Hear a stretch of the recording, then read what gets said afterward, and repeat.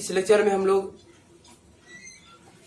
Third chapter physical chemistry का electrochemistry, जो physical chemistry का सबसे इम्पोर्टेंट चैप्टर है और कंपटीशन में फिजिकल केमिस्ट्री में सबसे अधिक क्वेश्चन पूछा जाता है तो इलेक्ट्रोकेमिस्ट्री से पूछा जाता है। और बोर्ड के लिए अगर 3 चैप्टर हम फिजिकल केमिस्ट्री में पढ़ लेते हैं तो समझ लीजिए कि 90% क्वेश्चन वहीं से आएगा। सॉल्यूशन चैप्टर, इलेक्ट्रोकेमिस्ट्री और केमिकल काइनेटिक्स, तो जितना भी न्यूमेरिकल का फॉर्मेशन होगा और बढ़िया डिफिनेशन जो बनेगा इसी 3 चैप्टर से बनता है।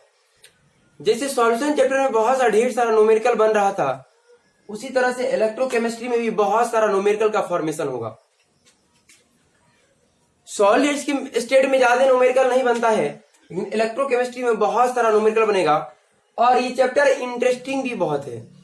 नाम है इसका इलेक्ट्रोकेमिस्ट्री, इसको हिंदी में विद्युत रसायन बोलते हैं। इसके नाम में ही लग रहा है कि फिजिक्स का कुछ बात होगा, क्योंकि आप इलेक्ट्रिसिटी के बारे में फिजिक्स में पढ़ते हैं। तो इलेक्ट्रोकेमिस्ट्री में ऐसा समझ लीजिए कि फिजिक्स भी है और केमिस्ट्री भी, बहुत सारा ऐसा टॉपिक है जो आप फिजिक्स वाला इस चैप्टर में पढ़ेंगे। इस चैप्टर में शुरुआत ही करेंगे तो आप फिजिक्स का टॉपिक लेके चलेंगे। ये एक ऐसा चैप्टर है केमिस्ट्री का जिसमें हम लोग कन्वर्जन पढ़ते हैं, एनर्जी का कन्वर्जन।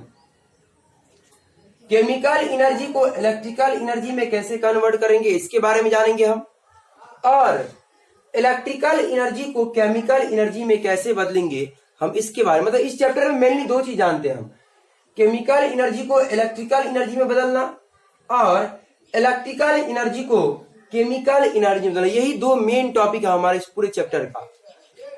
लैंग्वेज में वही बात लिखे, it is that branch of chemistry, ये केमिस्ट्री का वो ब्रांच है इन विच वी स्टडी, जिसमें हम लोग अध्ययन करेंगे अबाउट मतलब होता है के बारे में, अबाउट इंटरकन्वर्जन मतलब होता है परिवर्तन होना, बदलना, interconversion of electrical energy into chemical energy.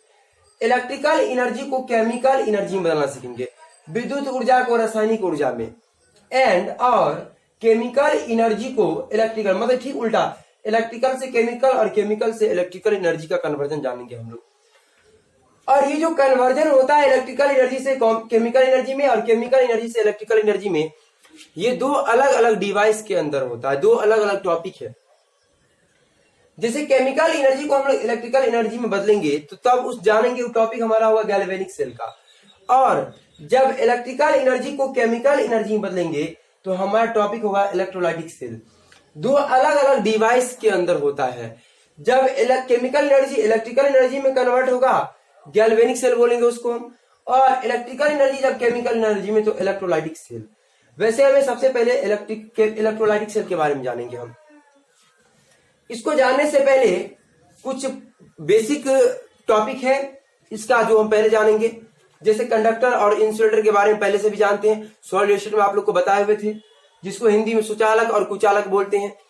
Simple है, अगर किसी भी सब्सटेंस से करंट पास कर सकता है तो उसको कंडक्टर बोलेंगे, और करंट पास नहीं करेगा तो उसको इंसुलेटर बोलेंगे।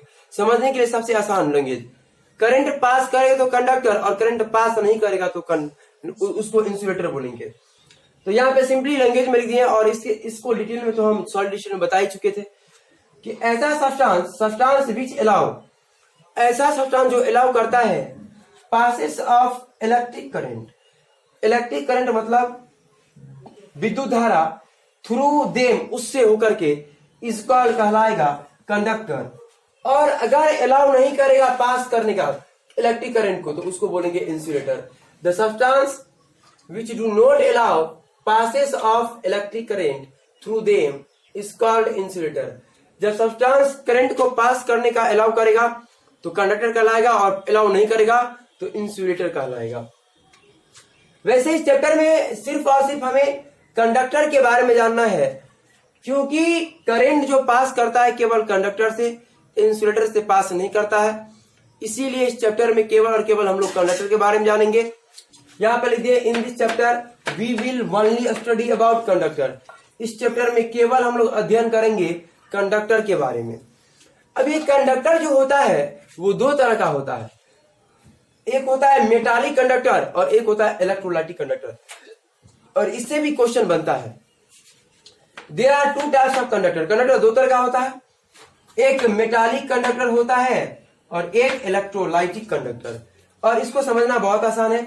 हम यहीं तक अभी छोड़ रहे हैं इस लेक्चर में, क्योंकि इसके बाद हम इस दोनों में डिफरेंस बताएंगे और इसके डिफरेंस को समझना बहुत आसान होगा, क्योंकि बहुत बात जो है हम पहले से भी जानते हैं इसका।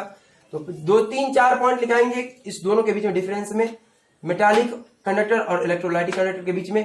आपको याद रखना कंडक्टर दो तरह का होता है, एक मेटालिक कंडक्टर और एक इलेक्ट्रोलाइटिक कंडक्टर। इसके नेक्स्ट लेक्चर में आपको दोनों के बीच में डिफरेंस बताते हैं।